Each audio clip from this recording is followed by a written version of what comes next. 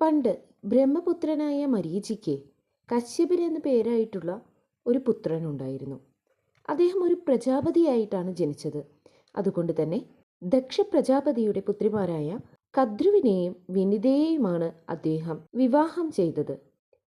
ഒരിക്കൽ കശ്യപ പ്രജാപതി ഏകാന്ത ധ്യാനത്തിനും തപസ്സിനും പോകുവാനായി തുടങ്ങിയപ്പോൾ ഈ രണ്ട് പത്നിമാരും, അതായത് കദ്രുവും വിനിതയും, വളരെ വിഷമത്തോടു കൂടി അദ്ദേഹത്തിൻ്റെ അടുത്തേക്ക് ചെന്നു. പത്നിമാരുടെ മുഖത്തെ വിഷാദഭാവം കണ്ട കശ്യപൻ അവരോടായി ചോദിക്കും, നിങ്ങൾ എന്തിനാണ് ദുഃഖിക്കുന്നത്?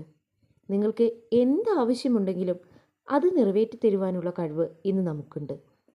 നിങ്ങളുടെ ദുഃഖം എന്താണെന്ന് നമ്മോട് പങ്കുവെച്ചാലോ?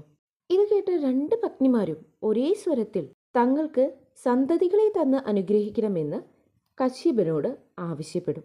ഇത് കേട്ട കശ്യപൻ സന്തോഷത്തോടു കൂടി ഈ വരം നൽകുവാനായി തയ്യാറായി. ഉടനെ കദ്രു തനിക്ക് അതിശക്തിയോടു കൂടിയ 1000 നാഗങ്ങളെ പുത്രന്മാരായി നൽകണമെന്ന് കശ്യപനോട് വരമായി ചോദിക്കും.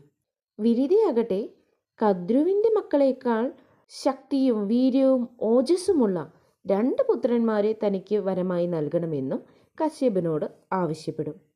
2 പേരുടെയും ആഗ്രഹങ്ങൾ സാധിക്കട്ടെ എന്ന് അനുഗ്രഹം നൽകി കശ്യപ പ്രജാപതി തപസ്സിനായി പോയി. കദ്രുവും വിനിതയും ആകട്ടെ തൻ്റെ പുത്രന്മാരുടെ ജനനവും പ്രതീക്ഷിച്ചുകൊണ്ട് ഓരോ ദിവസവും തള്ളി നീക്കി. അങ്ങനെ കുറേ കാലം കഴിഞ്ഞപ്പോൾ കദ്രുവിൻ്റെ ഉദരത്തിൽ നിന്നും 1000 മുട്ടകൾ പുറത്തു വന്നു. വിനിതയോ 2 മുട്ടകളെയും പ്രസവിച്ചു. അങ്ങനെ ഈ മുട്ടകൾക്ക് ഇവർ കാവലായിരുന്നു. അങ്ങനെ ഒരുപാട് കാലങ്ങൾ കഴിഞ്ഞപ്പോൾ കദ്രുവിൻ്റെ മുട്ടകൾ വിരിഞ്ഞ് 1000 സർപ്പങ്ങൾ പുറത്തേക്ക് വന്നു. എന്നാൽ വിനിതയുടെ മുട്ടകൾക്കോ ഒരു രൂപമാറ്റവും സംഭവിച്ചിട്ടില്ല. കദ്രുവിൻ്റെയും പുത്രന്മാരുടെയും സന്തോഷവും അവരുടെ സ്നേഹപ്രകടനങ്ങളുമെല്ലാം കണ്ട വിനീതയ്ക്ക് മനസ്സിൽ അകാരണമായ വിഷമം വളർന്നു വന്നു. വിനീതയുടെ മുട്ടകൾ വിരിയാത്തതുകൊണ്ട് അവൾ അക്ഷമയായി തീർന്നു. അങ്ങനെ വളരെ ഉത്കണ്ഠ നിറഞ്ഞ വിനിത തൻ്റെ ഒരു മുട്ട എടുത്ത് പൊട്ടിച്ചു നോക്കി. അപ്പോൾ ആ മുട്ടയ്ക്കുള്ളിൽ പൂർണ്ണ വളർച്ചയെത്താത്ത ശരീരത്തോടു കൂടിയ ഒരു കുട്ടിയെയാണ് കണ്ടത്. അതിതേജസ്വിയായ ആ പുത്രൻ്റെ അവയവങ്ങളൊന്നും തന്നെ പൂർണ്ണ വളർച്ച എത്തിയിട്ടുണ്ടായിരുന്നില്ല.